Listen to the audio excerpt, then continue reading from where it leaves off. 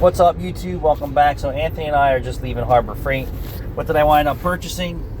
Another infrared gun, probably lost or broken or stolen. Anthony picked up a hobby vise for his desk in his lab. So a thank you subscriber who worked for Honda for in 38 years is what this Honda technician is telling me. He's replaced a dozen of regular fuel injectors, a dozen in 38 years.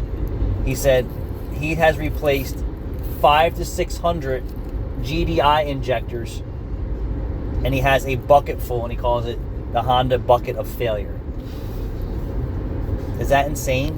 38 years, maybe a dozen of regular fuel injectors, and I'm along with you there in my experience for 35-ish years. I've replaced onesie twosies here and there, and sometimes when I get a V8 and I have more than one that's failed, I sell the whole. I said, let's replace them all. But I'm with you, a dozen.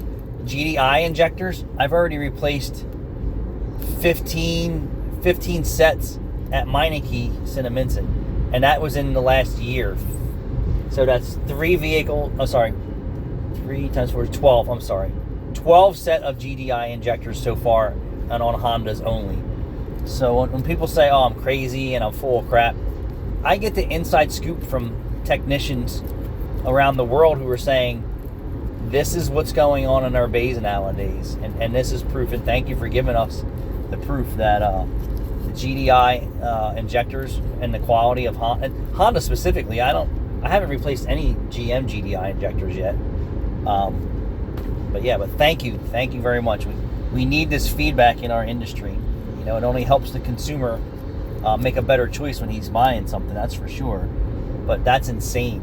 A dozen in 38 years and 500 to 600 since GDI's come out is insanity. Thanks for watching.